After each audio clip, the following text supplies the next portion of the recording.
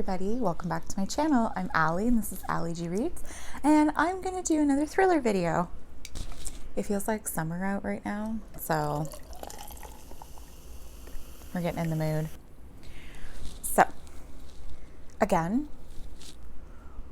we're gonna try to find a thriller for everybody. I have some like a classic, I have like a domestic thriller, I have like a legal procedural thriller, so I hope you find something you like. Without further ado, let's get started. First book I'm going to recommend is A Good Daughter by Karin Slaughter. I read this right after Pretty Girls, and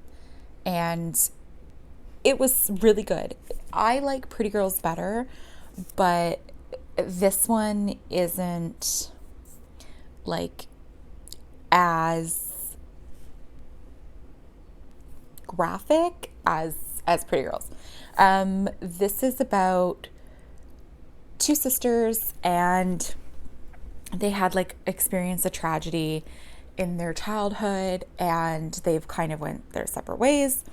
And the one became a lawyer like her father, and she has to come back to town because another incident has happened. And then they start like uncovering mysteries. I remember the opening of this book being really strong, like really, really, really strong. It was one of the better openings I've ever read in a book, and it sets the scene. It sets the book perfectly. So I do like this one. Like I said, I like Pretty Girls more, but this has a really strong opener, and this is a really, really, really good book. So I definitely recommend checking this out. It's a hefty one. Like, her books are pretty hefty, but it's totally worth it. Again, not as graphic. It's still enough, but not nearly as much as Pretty Girls. We're getting to my classic. This is one of my all-time favorite books ever, and I've not seen another book that's similar to this that does it as well as this. The Bad Seed by William March. The movie is also really good, like really, really, really good. The old black and white movie that this cover is based on. This is about a girl named Rhoda Penmark, and she's 8. She's 8. And she is a psychopath, sociopath. She's all of that and more. This has some great lines, and this has really, really, really good, like, it feels more real than some of the other books I've read. It's so good. It's beyond the newer ones I read. So I wholeheartedly stand by this book being the best evil child book I've read. And it's definitely one of the first. I don't know if it's like Agatha Christie's Crooked House has an evil child, and that came out in the 40s. This came out in the 50s.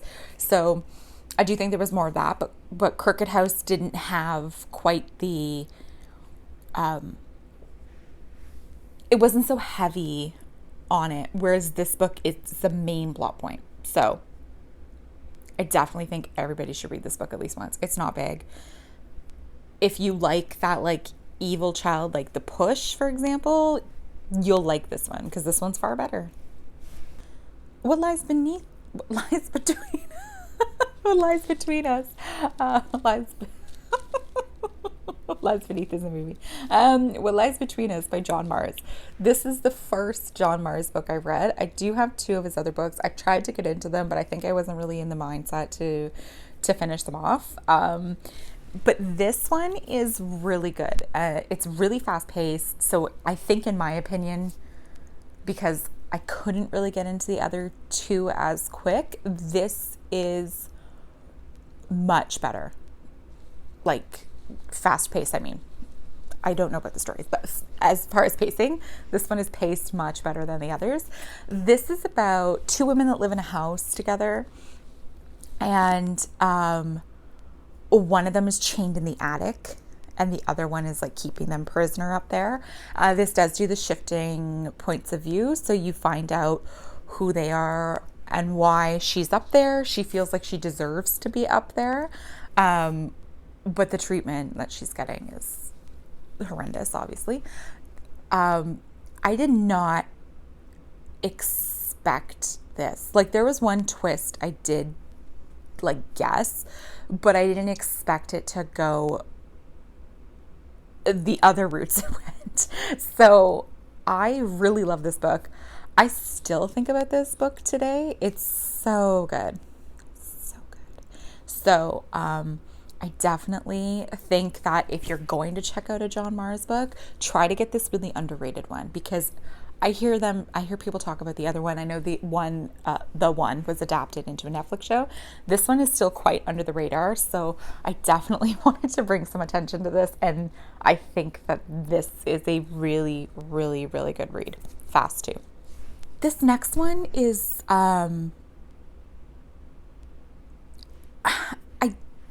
I think it's marketed as a thriller, but I didn't find it to. It's more of a slow burn thriller, because it's to me it's steeped in far more realism than a lot of them, but it's an excellent book.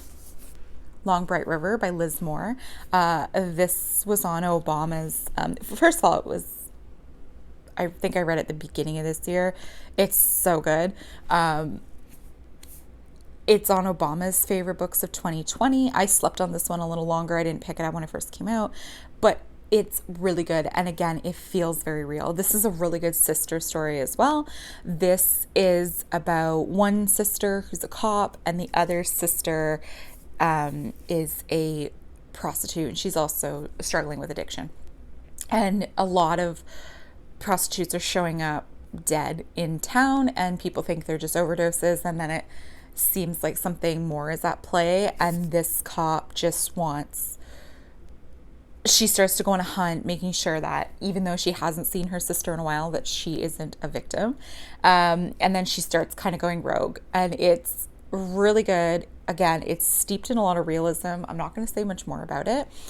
This reads very well. It's just a slow burn. Like, when I think of a thriller, I think of like really like fast moving, very plot driven. This is character driven more. It's definitely a lot about the sisters, but it's so good. And there are twists in this. Like, don't get me wrong. There's a few plot twists in this. So I definitely think this is one that everybody should read regardless, because even if you're not a huge fan of thrillers or kind of don't like that, this is a really realistic mystery as well. So definitely give this one a shot. This next one, I never really hear anybody talk about it. A Good Marriage by Kimberly McCreight.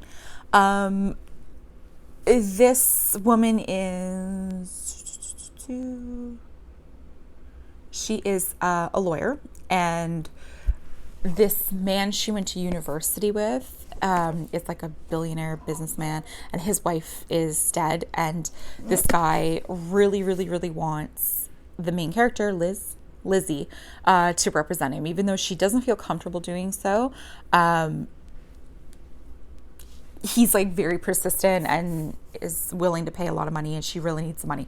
And then as she's doing her investigation, things aren't what they seem. So it's a more of like a procedural thriller, but it's really good. And it does the thing where it's the shifting narrative points, like your narrator changes. It's really underrated.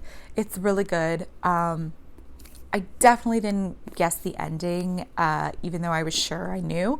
It's not that hefty. It's good. I think people that would normally not read procedurals would still like this, because I'm not a huge fan of like courtroom books. But this doesn't take place in a courtroom, but I preferred this better than I would that type, but it still feels very real. So yes, grounded in realism. It's good. It's highly underrated. I didn't expect to like this as much as I did. So I actually want to check out more of her books now. She's a good writer. So definitely check this one out. And this last book I put in my best of 2020, but I want to talk about it again. He Started It by Samantha Downing. I think this is probably going to be out in paperback soon if it's not already, because she does have a new book coming out this year, which I'm really excited for. This book surprised me because I wouldn't normally think that you could make a road trip thriller outside of a movie, because you do kind of like some of those that are set in a car, but this feels different. This is about a family, and their grandfather dies, and he's left really specific instructions that they need to all go in on this road trip together, and retrace the steps exactly in order to gain the inheritance. There's a lot of references to Risk, the game, and chess. And what I loved about the way Samantha Downing wrote this is that she wrote a lot of the motives,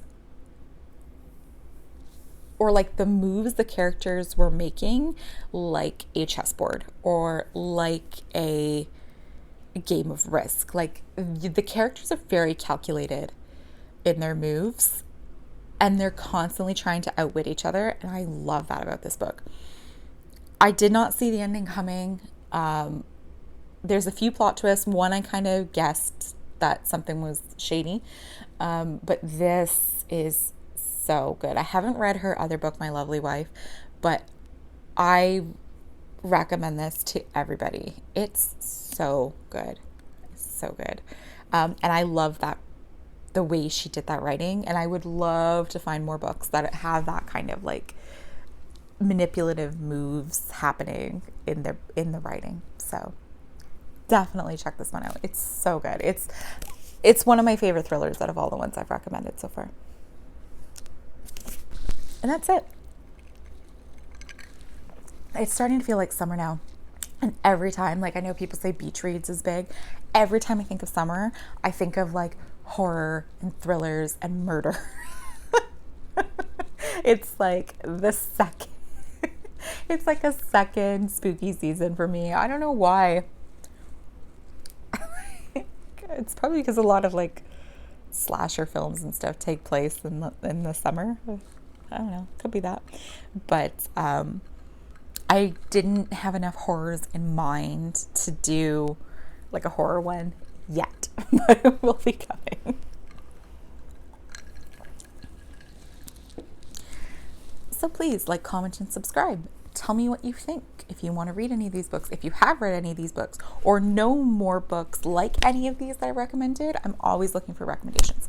So don't forget to like, comment, and subscribe. And I have plenty more coming.